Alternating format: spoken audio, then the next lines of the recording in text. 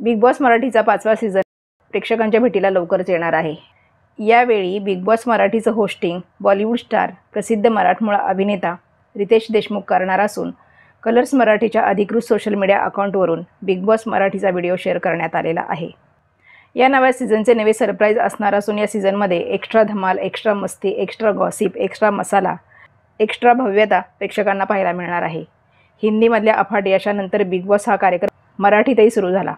Big boss मराठीचा आवाज संपूर्ण महाराष्ट्राच्या घराघरात जाऊन पोहोचला।